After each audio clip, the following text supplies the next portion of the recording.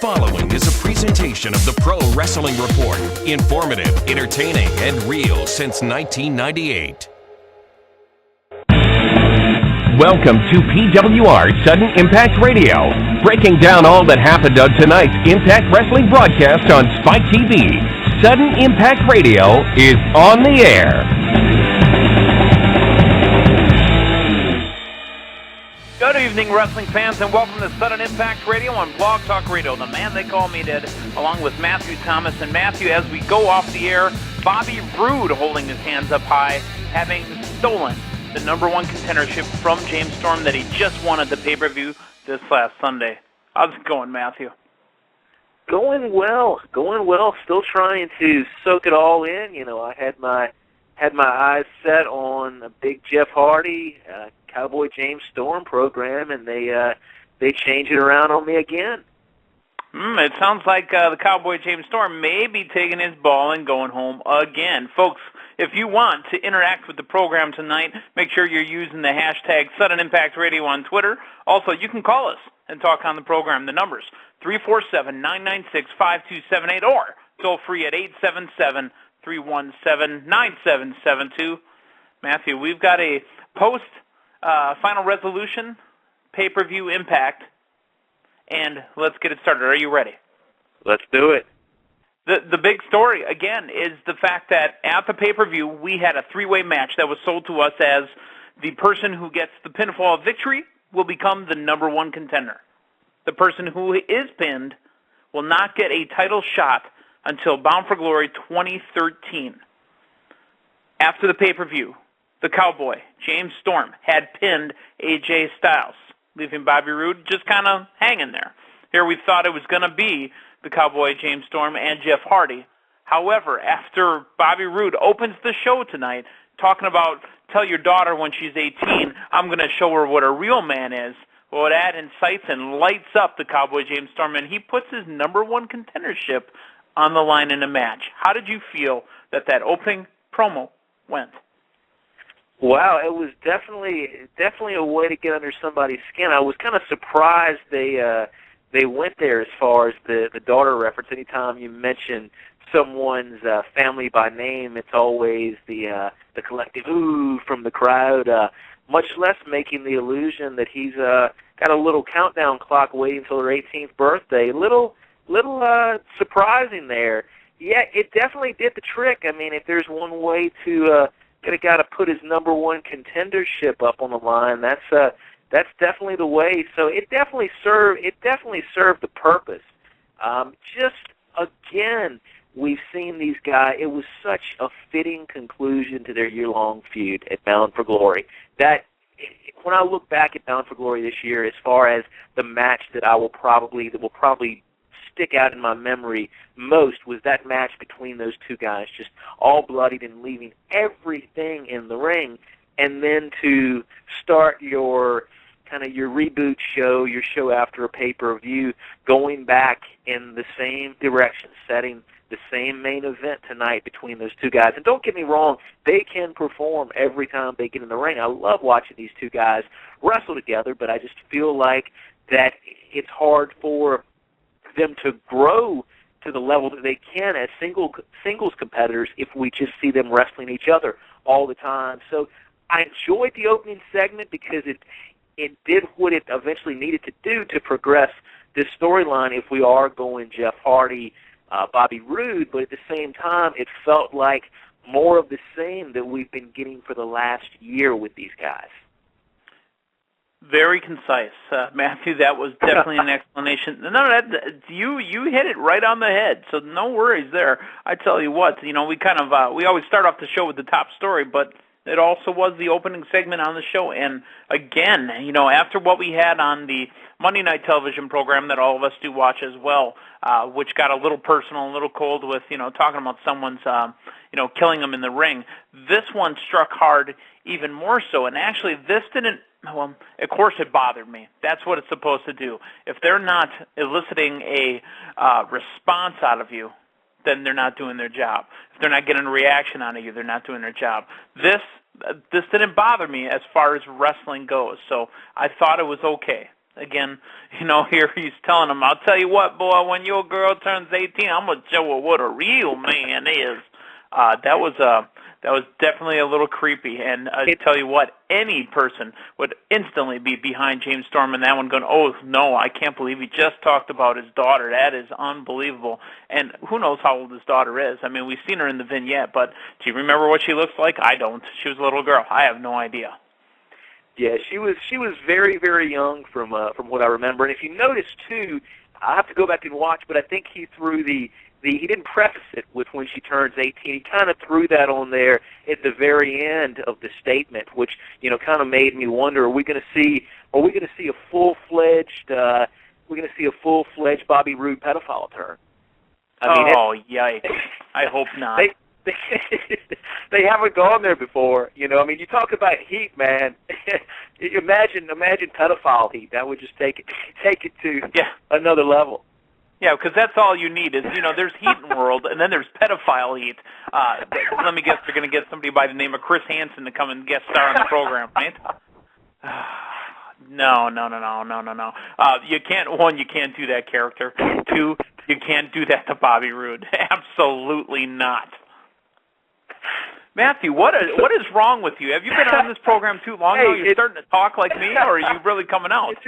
It's something different, just a different direction that they could take. That they apparently chose to be classy and not to go there. So give them. Well, they are filming the new Anchorman, so everybody's got to stay classy. There you go. So that's how the show opened up. We had a very heated exchange between Bobby Roode and James Storm, and so it's they got the match right there, and it's going to happen for the main event. So also the announce team is the pay-per-view announce team. I thought this was a mistake. If you're going to do different announcers, or did they throw JB in there just in the mix? Because we know JB does. I think it's the Explosion he does. Was he doing it with Simon Diamond? I'm not sure. I've never been able to find Explosion, to be honest with you. Yeah, I don't know where it airs. And if TNA were a company that wanted you to watch Explosion, you would think that they would tell you about it. I've never seen it online. I don't know where it's available on TV. That might just be a UK show for all I know. I really don't know. But Jeremy Borash does do commentary on Explosion, and I was liking the way they were going. Again, we've had criticisms, of course, of the commentary team in the beginning, but that's what we're supposed to do. We're supposed to analyze, critique, and, so forth. But now they gave us the pay-per-view team of Tenay, Taz, and, again, the new guy. I don't think I like that. I thought they did great by putting those three together on the pay-per-view.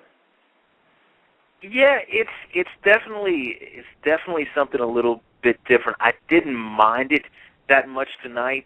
The thing with JB and our new guy, like, it just seemed to me, hearing those two guys together, like they were very similar in their cadence and their delivery, and at times it tended to put me to sleep a little bit. Tonight I didn't mind it as much. They still need to kind of find their place and mesh. I mean, the chemistry and the flow was definitely not quite there tonight, but I'm willing to give them the benefit of the doubt for a few more weeks to see how it all pans together.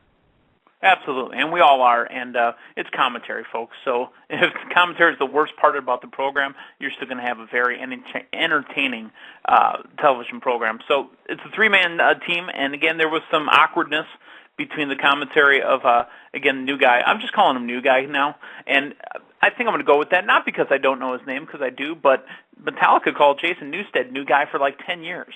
So it's new guy. New guy in Tenay and Taz. That's what he's getting called from now on. They also, the announce team does recap what happened from the pay-per-view and say that we're going to hear from AJ Styles. They also show Hogan walking in his office, and talking about Styles having to wait until late 2:13 to get a shot. It's tough, and Dixie Carter also talked tonight about how rough it was because she went through the same thing with, the Claire Lynch gimmick, being accused of having sex with, Dixie Carter. Also, the footage of Aces and Eights attacking on Sting with the ball-peen hammer. I actually took the time tonight, Matthew, to do a slow-mo on the ball-peen hammer. I swear I'm watching it bend. Yeah. Yeah, I haven't slowed it down yet, but it's still, I still prefer just the direct hammer shots like they're doing with that, as opposed to what we've got in the past with the Triple H sledgehammer, where you hit it like you wouldn't hit somebody with the hammer. So I can give it a little bit of bend there, just for the change of actually hitting somebody, with It's the fun. business side of the hammer for a change. Yeah, I think it's fun. Our opening match tonight was Kid Cash and RVD for the X Division Championship. You know what I've noticed, I guess it kind of came to mind with Kid Cash being in the ring. They seem to rotate in and out a lot of different guys. Their roster doesn't work full-time schedules, and then you've got I guess you could say your top-tier guys, maybe your top 10, your top 12 talents. They don't work a full schedule. And then you've got your back 10, your back 15, where they kind of rotate in and out. They might be in for 3-4 weeks in a row, and then they disappear for a month at a time. I'm starting to like that. I guess it keeps them fresher. Now, Kid Cash has nothing going right now, so obviously he was just in to work a match. But what did you think of the RVD Kid Cash match? I thought it was a pretty good match. It was a pretty stiff match. There were some spots there where it was got a little bit rough, but it pretty much went as expected. You really didn't expect Kid Cash to sneak away with anything. And for what you're saying there, as far as the guys that are rotating in, I think one thing that it does is that if you've got the same guy each week who is the quote-unquote jobber who you get used to seeing lose all the time, it gets a little bit mundane, and you kind of know the outcome when you see that guy there. Somebody like a Kid Cash or somebody like a Doug Williams or somebody who you've seen win in the past, but you haven't necessarily seen on your screen for a while. It always gives you it kind of gives you the perception, well, I wonder if they're going to start a new direction with them tonight or something. It gives them a bit of freshness where it doesn't necessarily telegraph the outcomes like it would on a weekly basis with somebody like a Santino Marella or a Zack Ryder, who you routinely see lose, and that kind of becomes their role after a while. So I think having the guys that you wrote in on and off like that does help to give a little bit of freshness to it, if nothing else. Yep, and you know what? There's a perfect example of a gentleman who's got that role right now. His name is Magnus. Magnus is one of those guys who kind of caught fire with Samoa Joe as a tag champs, caught fire in a feud with Samoa Joe, and caught fire as they go back and forth, working against, each other for the TV title. So, yeah, I think they got a nice little pool of guys that they seem to rotate in, and that's how I'm going to segue into the Aces and Eights. They played the dart game again, because they got darts, they got beers, they need your coat. I thought he said, I need your cut. Yeah, is what I thought he said. But then he gave up the skins. That's what it sounded like. Yeah, but he gave up the skins, and, they threw the dart. We find out Magnus is the target of Aces and Eights. I didn't understand why, but that's a perfect way to explain, well, you know what? It's time for Magnus. The Samoa Joe Magnus little run is over. Yeah, and it's a way of getting him out of the picture for a few weeks, and you either bring him back in fresh or you bring him back in, with beef with those guys. So there's several different possibilities when he does come back after he's hopefully been off of TV for a little while, as you would expect with a beatdown like that. So it's a good way, if that's what they're doing, which looks like it is, it's a good way of getting him off for a few weeks as opposed to just having him disappear and having no rhyme or reason for it whatsoever. So I thought it was very well done. And back to talking about the Sting hammer shots, I thought the hammer shots, looked good again tonight. And that was even though it was just a tease with the baseball bat to the head, I can't remember the last time that we've even seen a spot like that really teased. So it definitely had a bit of violence to it, no question about that. Yeah, and like I said, I know we jumped around a little bit on Impact tonight, but it was a segue to talk about it. Like I said, with the rotation of guys in and out, that was very well played with Magnus. At first, when I heard the match, I'm like, oh, dude, again? We just got that at the pay-per-view. We've had that for weeks and weeks and weeks, but no, perfect. And they can technically explain away why the TV champ wasn't on TV tonight and didn't defend a belt. Well, you had a match. They interrupted it. So there's your explanation. I thought it worked out real well. So real happy with the way that went. Also, right after the Kid Cash RVD match, we did have the Kurt Angle, Garrett Bischoff, Wes Briscoe segment. And the moment I saw Garrett Bischoff, I said, uh-oh. They're going to choose Garrett. Oh, and they're wrestling aces and eights? Uh-oh.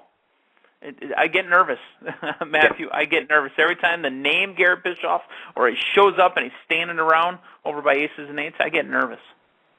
It was all but written on the wall tonight, and I knew when they put that match midway through the card as opposed to, because I was convinced that was going to be the main event, that was going to be the last match to go on. You were going to have the big Garrett turn tonight and have Garrett join aces and eights, but when it was the midway match, I kind of thought to myself, it's probably not going to do it. So we were in the clear once again tonight. But yeah, I was right there with you. That was the first thing that came to my mind. And you know, he still could be a part of this. I don't want him to be, but he still could be, because what they're doing is they're building backstory for you now. Even if they go 4 months, 6 months with this, they can go back. 4 months ago, here he's in a match. Oh, look what happened here, and camera angle stuff that they didn't show right away. Look what happened here. They could be building backstory, folks. It just ills me to think about it, but it's possible it could happen. Yikes! So Kurt Angle chooses Garrett Bischoff instead of Wes Briscoe, who's, buddy, please, I just want a match, Mr. Angle. Yikes. But anyways, it'll be Angle and Bischoff. And the next match, actually, we did see in the background a little frisky business with the ODB and EY talking about how he tackled Sharks. And you could just see her twitching. Oh, I just want me some EY. I just want me some EY. It was awkward but hot at the same time, but not. You know what I mean? Yeah, they've got some chemistry there. That's a married couple, you know. Yeah, and they act as a married couple, which, again, makes for better TV.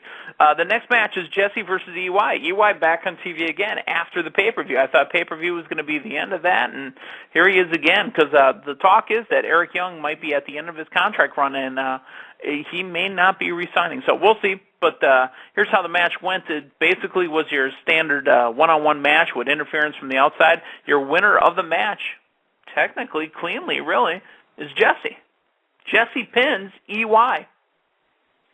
Yeah, Jesse pulling off the big win, and this was, again, probably the most I've seen Jesse actually wrestle. We got to see him actually wrestle a male in EY the other night. And of course, that was part of the mixed tag, so tonight was really the first full-fledged singles match we've seen him wrestle, and he wasn't bad. You know, one thing I really like about Jesse is the fact that he's being used as a comedy character, of course, but he's a comedy character that's, you don't necessarily feel like it's this cartoonish comedy character like you see with so many. So it's a guy who's, you can laugh at, you can enjoy, but at the same time, there's just not that cartoonish element there. So I think he's very good at what he's been brought in to do at the present moment, and I imagine they've still got a little bit the whole storyline with him and Tara, with EY and ODB still got some legs there, probably good through another pay-per-view or something to that effect. So I'm enjoying it, and I think if you have EY back here for the next few weeks, which hopefully you do,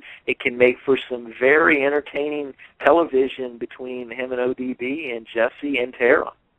Yeah, I think so too. And you say he's not the comedy, not the cartoonish character. He has a bit of aggressiveness to him. Again, but I think that's more the TNA feel than it is him. Because if he were the cartoonish, the character one, because we really only have one cartoon character. His name is Eric Young.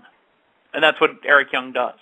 When he strips down to the Speedo, the American Speedo, and does the high-flying elbow, Speedo elbow, or whatever they call it, that's the only real cartoon character that we have.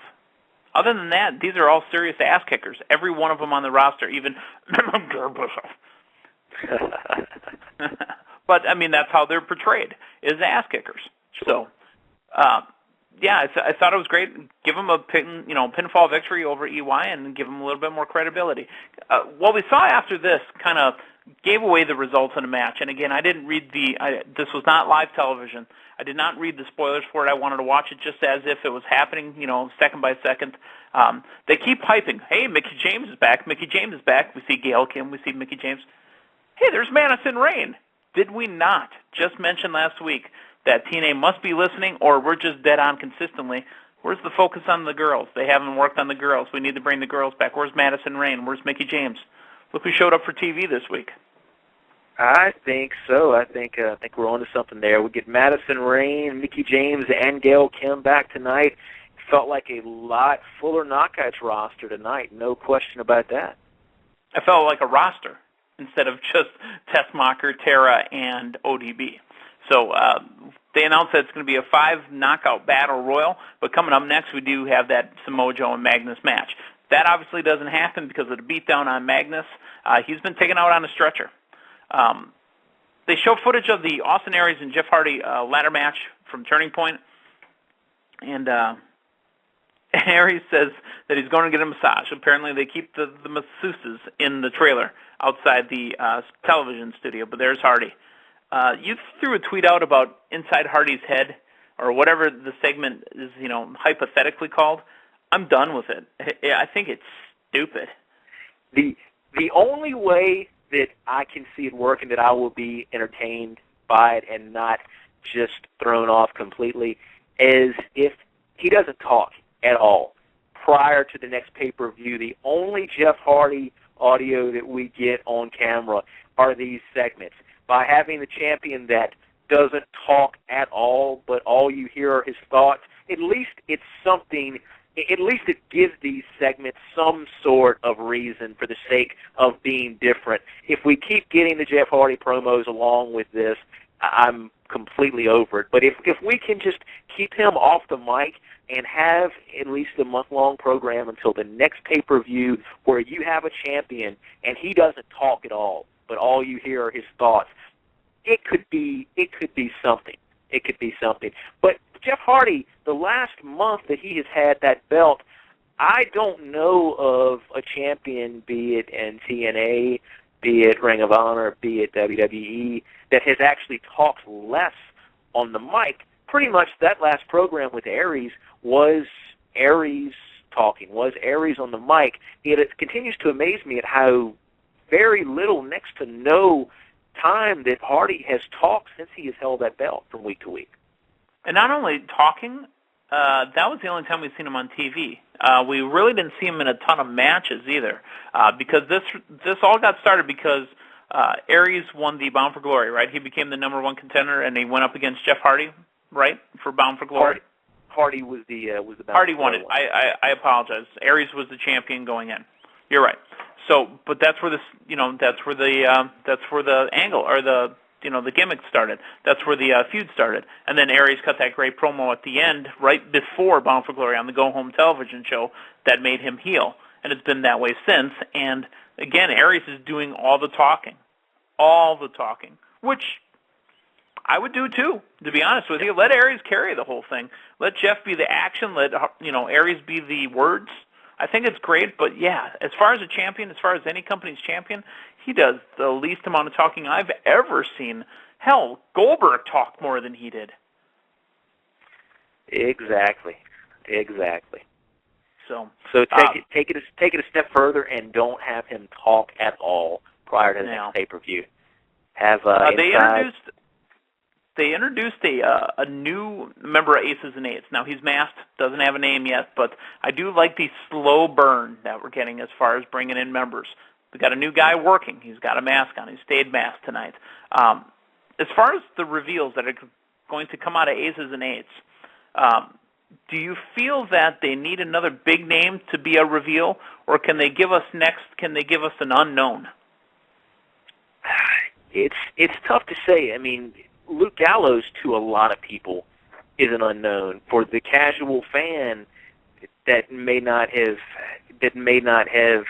necessarily paid as close attention when he was part of the Straight Edge Society, I don't feel like for most people he has been that big reveal. I don't think Devon has really been that huge name. So I think it's time for a little bit of shock value there.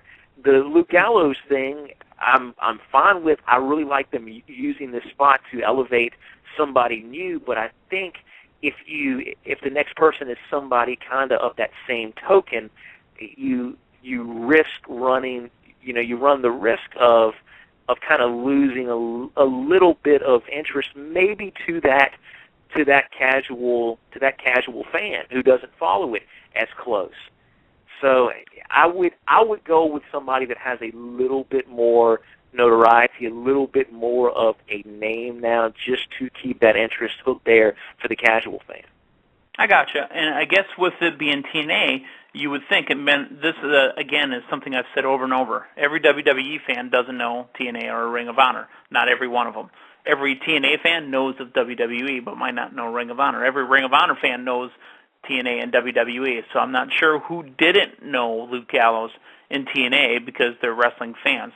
I can't think of one person. And again, somebody send a tweet, somebody send a message, somebody get in the chat room, in the chat atmosphere. Let us know if I'm wrong. But there isn't a person who's absolutely TNA and doesn't watch a single second of WWE, or doesn't know what's going on in WWE, or doesn't get on the internet. So I think they knew who that was, but you're right. I think a bigger splash is needed. Now, who can that bigger splash be? Because that bigger splash would have to come from somewhere else. It wouldn't come from in the company, unless it's AJ Styles, unless it's Kurt Angle, and something like that. Yeah, it's got to be. I think the next one you need that surprise element, and I feel like at least for the people who have been following it, the Luke Gallows thing was announced quite a bit ahead of time, and that was pretty much a given. It was still a nice surprise when he finally did reveal, and it's good to see that position used to elevate a younger talent. But I feel like at the same time, bigger name, but also a little bit more of a shock value too. If it's Briscoe or somebody like that, I feel like that's going to kind of play into the fact, well, we saw that one coming. So I think with this one, if you can shock us with a decent-sized name, I think that's the way to go for reveal number 3. Yeah. So Angle and Bischoff get the victory. He gets the roll-up on the masked man, whoever he is, afterwards. Remember the segment we had last week where it was kind of awkward with the dumbbells and the Brooke and Bully segments? Do you remember that? We got it explained a little bit better this week. And Brooke's leg was up on Bully when they opened the door. Yeah, he's a face now, though. He's a lot more of a friendly guy. So a lot of people respond to that. And apparently got some pretty sizable calves as well. So. That's the package, man. That's all you need. I think it's a different story altogether. I think this is an ultimate Bully Ray turn again. I got inside your head, Hogan. I got your daughter. She may be an adult, but I'm hitting that. I really think this could lead to Bully Ray becoming a heel world champion. I think this may be the final piece. And again, it might be a slow burn, but I would love for it to go that direction.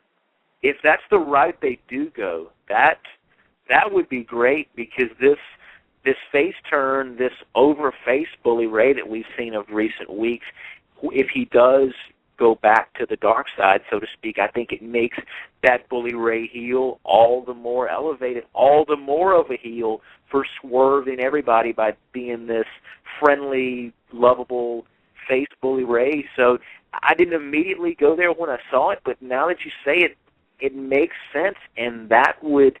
You have Bully Ray flanked by the daughter of Hogan, the guy in the guy calling the shots in the company, so to speak. Now, I mean that elevates him to another level. That's a that would be a very, very entertaining direction in my eyes.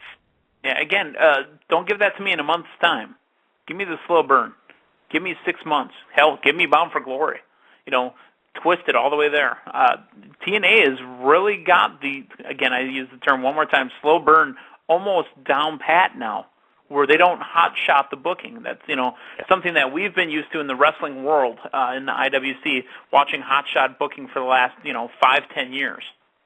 And TNA is getting that slow burn down over the last year and a half. They've got it down to almost a science. So you know what? I'd love to see that go. Again, mark the tape, folks. November 15th, 2012. I would love to see Bully Ray use this as his chance to become the number one heel in the company with the World Heavyweight Championship. The Divas, Divas, again, I don't mean to insult all the girls in TNA, but the Knockouts Battle Royal, Gail Kim, Madison Rayne, Mickie James, Tessmacher, and ODB are the 5 knockouts in the battle. So apparently it's a 6 knockout division, because you got your champion Tara, and your winner of the match is the returning Mickie James. So she's now the number 1 contender. Is it nice? I mean, did you feel that it was great? I miss the girls where they've been. Get a nice battle royal, see all the girls back. I felt good to see them back. Absolutely. It really felt like you had some depth to the division. It felt like you had a division. It felt like you had a roster.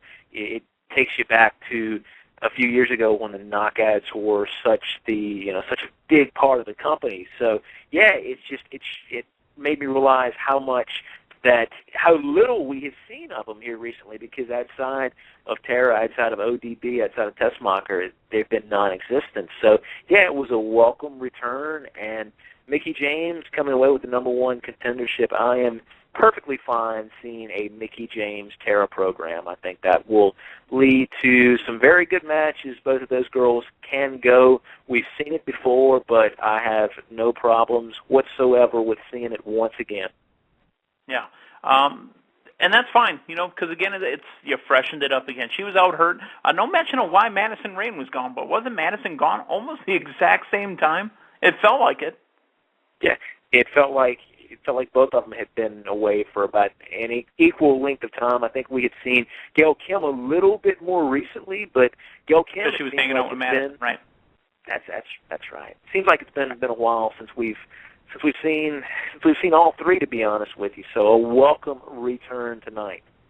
Yep, absolutely. Folks, we are going to get to the phone zone momentarily. The number is 347-996-5278 or 877-317-9772. Let's get this Impact wrap-up going here. AJ Styles in the ring, and he's got that somber look. He's got his hat tugged all the way down. And, again, even though it's on camera, so we can't see your face, that's the whole point. There's a big shadow over his face. But Daniels and Kaz cut off Styles while he's, sulking in the ring, talking about how much of a loser he is. And he's admitting that he is a loser. He's the one that lost and will not get a title shot until 2013's Bound for Glory. So, again, great promo. Didn't get as much dancing out of Daniels tonight. The Curryman influence is a little less likely, but Daniels and Styles apparently will have a one more time match again, even though I've heard that so many times. Maybe there'll be a new stipulation this time. Who knows? Yeah, when in doubt, that seems to be the direction that they always go. But they'll have another great match. These two perform great whenever they're in the ring together, although it seems like we have seen it more times than we can count, and it's going to be very interesting to see where they go with AJ Styles over this next year. I really feel like by getting Kaz, by getting Daniels together, they've elevated the personalities of both of those guys here in the last 6 months, and I can actually see possibly AJ kind of falling in there with those two guys and maybe kind of reuniting that little stable there, which I guess was Fortune once upon a time, right? So, but doing it from the perspective of these basically a heel Fortune there, and I'll tell you, I enjoy AJ Styles. If you are going to go the heel route with AJ Styles, I've always enjoyed him best as this goofy heel, kind of to the same tone that Kaz and Daniels are right now. The most enjoyment I think I've ever had out of AJ Styles as a heel was probably, what was it, like early 08, I think it was. Are you talking about Prince AJ?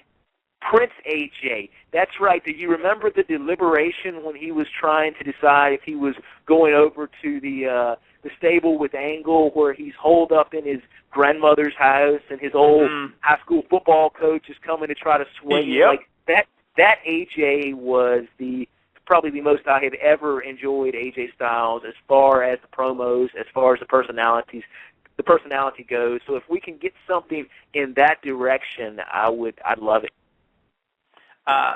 Let's talk real quick about the announcement of Open Fight Night. Why is it that we don't know Open Fight Night's coming until literally the second they say it on the air? Shouldn't they give us a schedule? Well, it am I right? Open.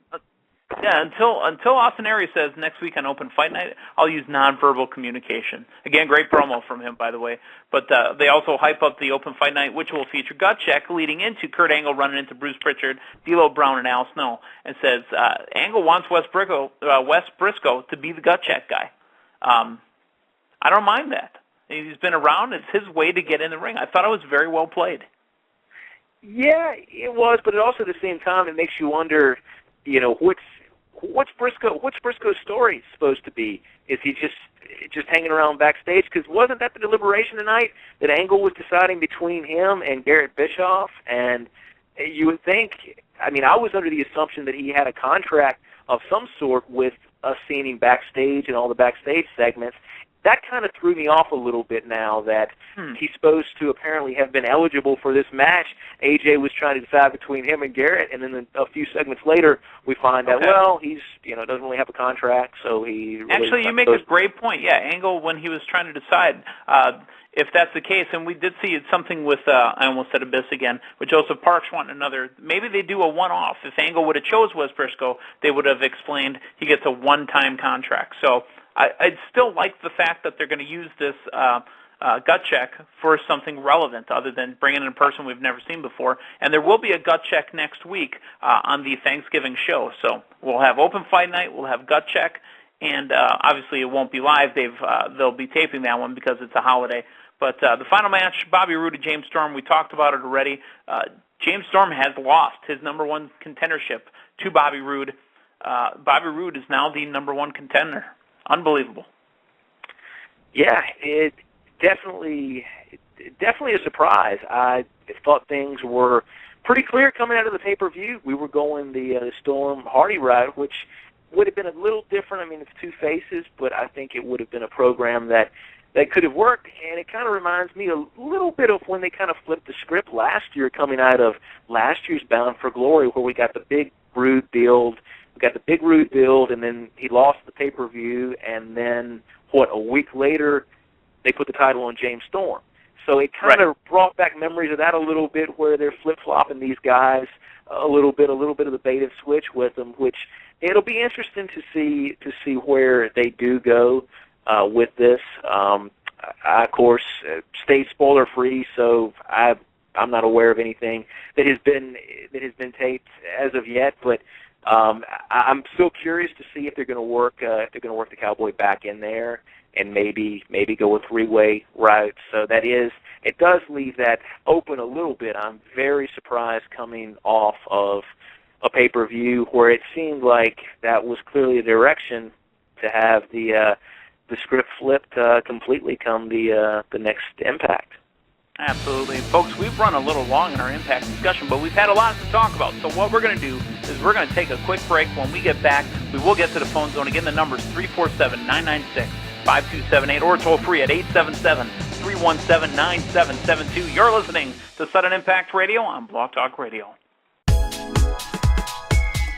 On sale right now at PWRshow.com. Get all the latest Pro Wrestling Report merchandise, including the Fella t-shirt. Yabba Dabba Bitch. And the ever-popular Milwaukee 316 on the front and on the back. All of the pay-per-view events that happen in Milwaukee. Get all this merchandise, including the Tremendous t-shirt, and much, much more. Available right now at PWRshow.com. PWRshow.com. All the latest PWR gear on sale right now.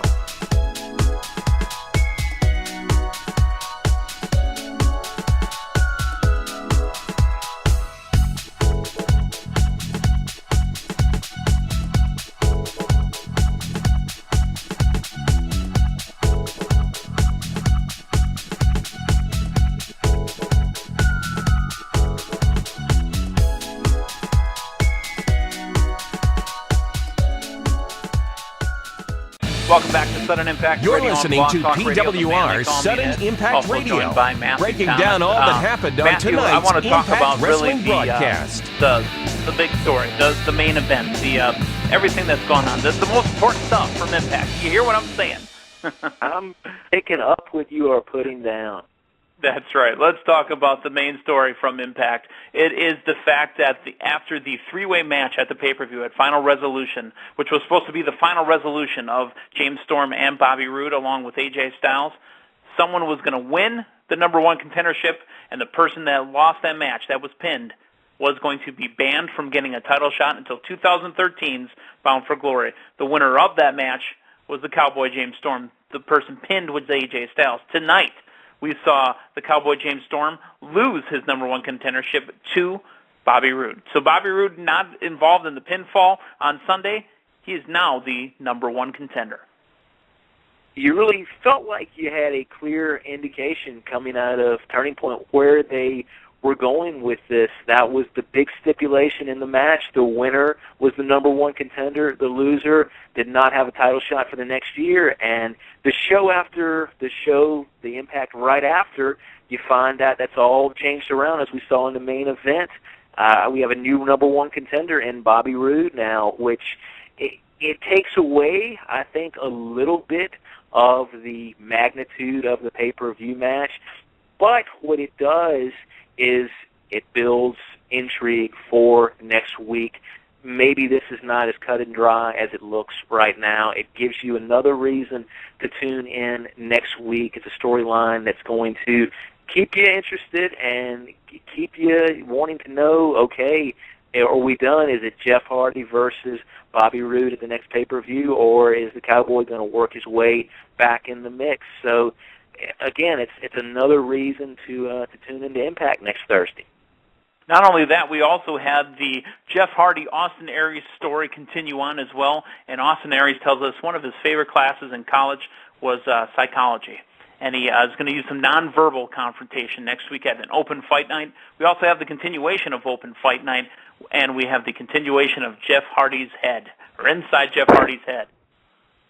Which really makes you wonder, Aries talking about how he's going to start using nonverbal communication. We have the continuation of Inside Hardy's Head, where we don't get any dialogue at all from Hardy tonight, but rather we hear Hardy's thoughts once again. So Aries getting into nonverbal communication, maybe next week we have what could potentially be an epic nonverbal promo battle between these two, huh?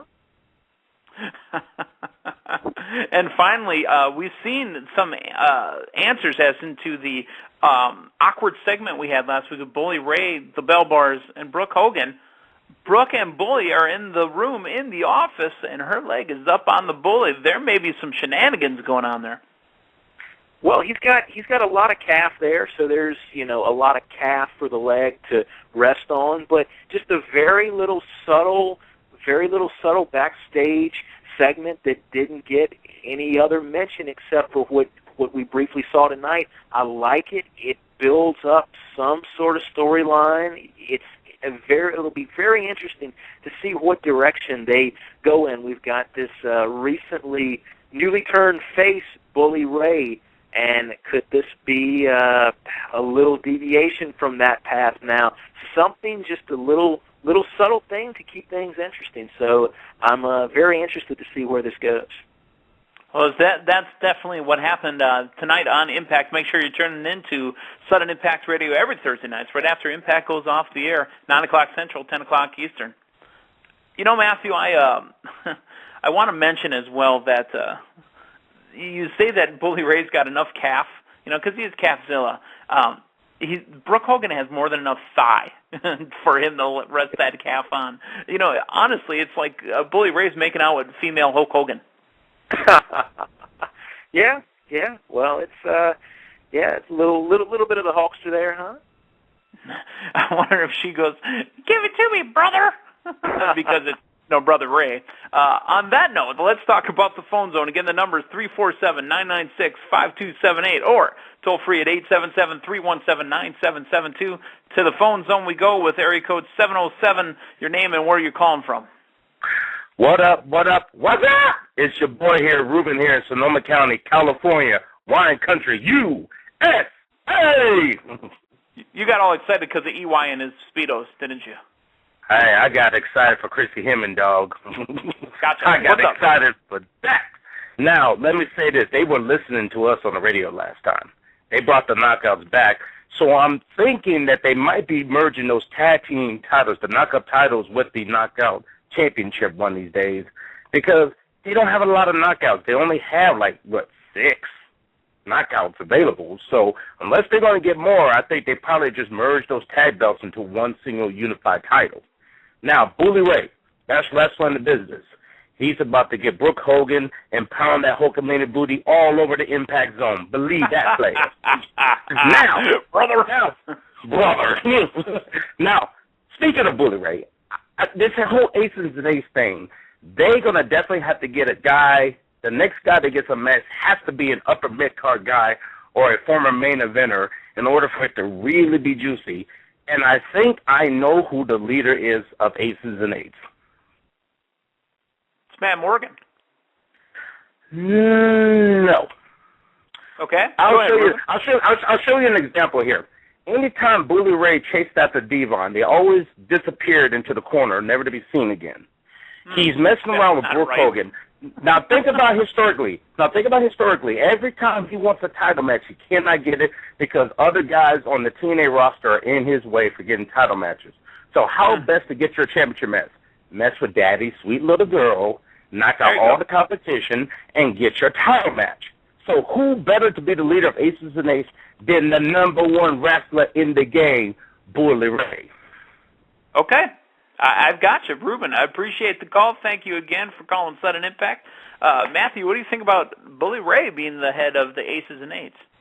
I like it. I don't know of anything more productive that could come out of it because what it does, it gives a guy who at this point in the game should easily be the number one heel in that company. He is that damn good. It gives him a main storyline that would work to elevate him. It's not just a guy at the top who would be in there for shock value or somebody who doesn't really need it. It would actually serve a great purpose. So if that is the way this all pans out, I am perfectly fine with that. Fair enough. Let's go out to the 252. What's your name and where are you calling from? Tony from North Carolina. Tony from North Carolina. Go ahead. Yeah, now, once again, I think the announce team is suspect in TNA. You know, you can bring 3 guys on, all 3 on Chili, the good guys. You got to get new dynamic, in that 19. Somebody got to be the asshole right there. TNA could go on 5 year, 8 year, 10 year, until they change up their announce team, tweak it a little bit, and get an asshole at that mic. The 19 going to make the match sound boring.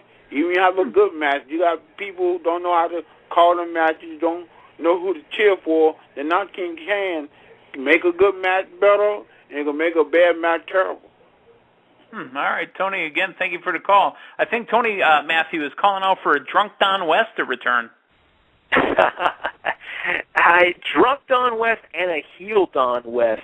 Don West's short heel run back right before he went away, I enjoyed that Don West. So if you brought a heel Don West back, I wouldn't necessarily mind it. My grievance with Taz and Tenay, I feel like at times they get a little too into themselves, and it's not too chummy. Way too chummy. They get too chummy and too into themselves, and it's not something that is necessarily beneficial in putting the product over. Fair enough. Let's go out to the 708. What's your name? Where are you calling from? Yeah, man, well, Illinois, Scooby. Yeah, I got a couple things. First of all, the Bully Ray face change, I don't like. They need to hurry up and make him turn him back to a heel. I do enjoy that Bobby Roode. I do enjoy, though, that Bobby Roode is getting the title shot again because I think he did a hell of a job as a heel champion. Now, all right. I'm going to get to the Aces and Ace things. I'm going to tell you who should be the leader. I think Jeff Jarrett should be the leader, probably bring a little bit more excitement than having Devon. But, as I've been saying for weeks on end, it's going towards Gary Bischoff. I've been saying this for weeks. Now he's in a match. Kurt Angle say, "Oh yeah, I'm gonna pick you, Bischoff." Bischoff gonna be bad side, and by the pay-per-view, Bischoff's gonna turn and say he's going to be a leader. He's going to be Bischoff, Brooke Hogan, Bully Ray. Scooby, thank you for the call, but yikes. And you know what? We set him up on that, too, earlier, because we were talking about it as well, Matthew, but Scooby may have something. Yeah, I think he's been back in the Eric Bischoff behind Aces and Eights for quite some time. He's been championing that cause for a while, so he may very well be barking up the right tree, unfortunately. I don't want any trees barked anywhere if it involves Garrett Bischoff. The 574, what's your name? Where are you calling from? What's up? I'm Rob Buck from Mishawaka. Mishawaka, Rob, what's going on? Yep. Nothing much. I'm thinking if I sleep with Brooke Hogan. Oh, sorry, that's my inner thoughts coming out again. Gotcha. You didn't say it slow enough, though. Right.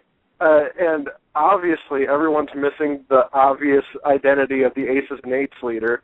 It's Shark Boy. Come on, he's already repping matches.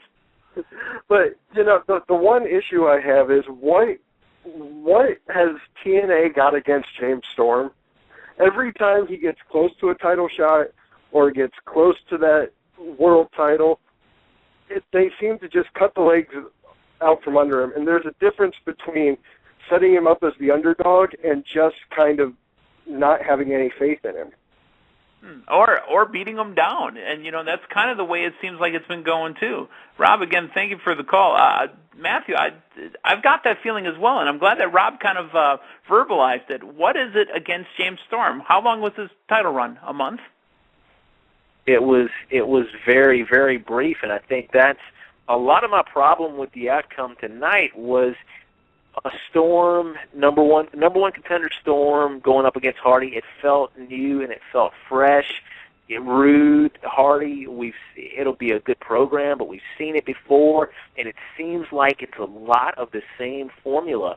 So yeah, that's a lot of my frustration with it too. Is it seems like he can only get so close to that spot.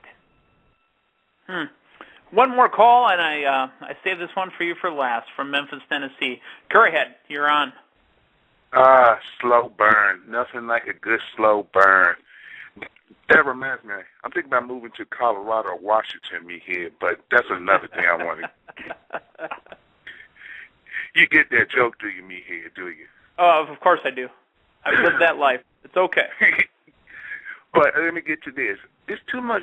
Besides the Bully Ray thing, the slow burn, hopefully that slow burn. Ooh, that reminds me. I got to make that. I got to make a phone call out to you. But let me get to this thing. It's this show, even though I know it's taped, I didn't see all of it. I knew the outcomes. I just glanced over the spoilers. Sure. This was a lot of rehashing. I don't like rehashing. I do agree with Tony from North Carolina that you do need that quote unquote JBL or JBL, good heel announcer to go with the rest of the guys. If that's the only problem I have with the programming, I'm fine with that, like you say. But my main problem is they rehashing a lot of things. You're rehashing AJ and Christopher Daniels.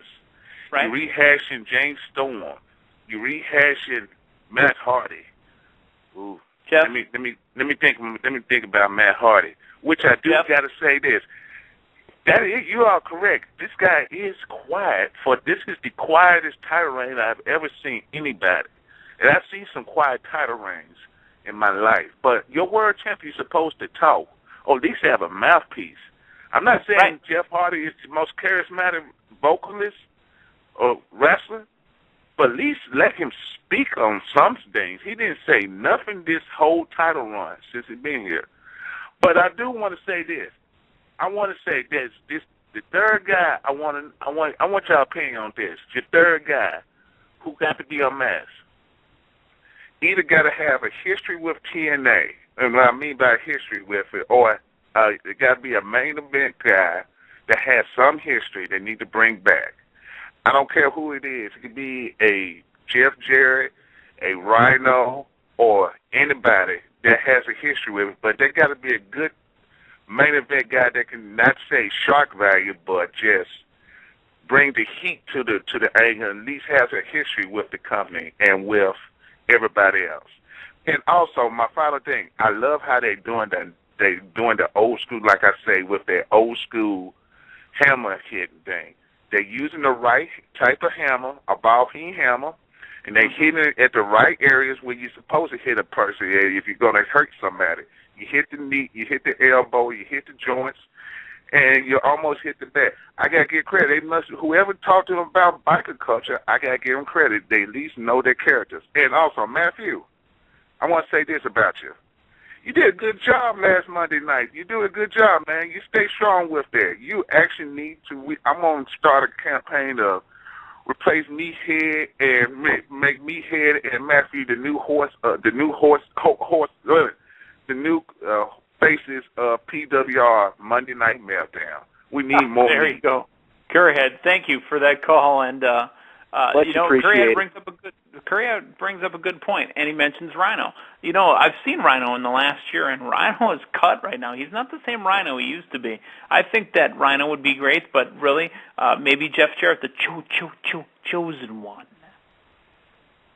Yeah, I think the next reveal, like we've discussed, and we've had several callers echo, it needs some shock value. It needs to have a bit of a name behind it. As I think it out, though, and I'm kind of talking it out loud, and you guys are inside Meathead's head, I don't want Jeff Jarrett only because it would feel NWO, it would feel Main Event Mafia, it would feel... Yeah, I don't think I want Jeff Jarrett anymore. The King of the Mountain had his run in TNA. Bring him back. Let him do some stuff. You know why this sounds so familiar? I've been racking my brain this whole night, Matthew, and you were talking about inside Hardy's head. Matthew, may I ask you to divulge your age so I can gauge if you're going to get this reference?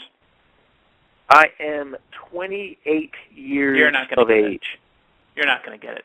Folks, I'm a man. I'm 40. And on Fox in the late 80s to early 90s, there was a show called Inside Herman's Head. It's been bugging me all night. That's what it feels like. There was this guy named Herman who was in an office with Yeardley Smith, who does the voice of Lisa Simpson, that followed right after Married with Children. And you'd see these 5 people discussing, and they were always talking about how they get Herman to do what they want to do. That's what's been driving me nuts. I'm like, why does that look so familiar? Why we keep seeing inside of Jeff Hardy's head. Inside Herman's head. Thank you. My brain is, I'm calm now. I've got that out there. I do want to go out to Twitter real quick and read off one tweet from Co-Fan of the Year, whose reign is just about up because Blizzard Brawl is on its way. Co-Fan of the Year, Saul Perez, did say, I swear if WWE copies Inside Hardy's head on Raw, it's beyond doubt they think that TNA is a threat. What would you think? That is the jumping off point right there. I don't think you could make an argument that they're not at that point. So, What a impactful show tonight. We had a very small commercial break, but it's been all content, folks. Again, PWR Primetime this weekend. David Hero, Damian Nelson. Don't forget about the Meltdown on Sunday, and specifically this coming Sunday at Karma Bar and Grill in Milwaukee. 600. You're listening to PWR Sudden Impact Radio, breaking down all that happened on tonight's Impact Wrestling broadcast. As they watch WWE Survivor Series, plus post-show afterwards. Folks, it's been a long, great show. For Matthew, I'm the man they call me Dad. Thank you for joining us tonight on Sudden Impact Radio.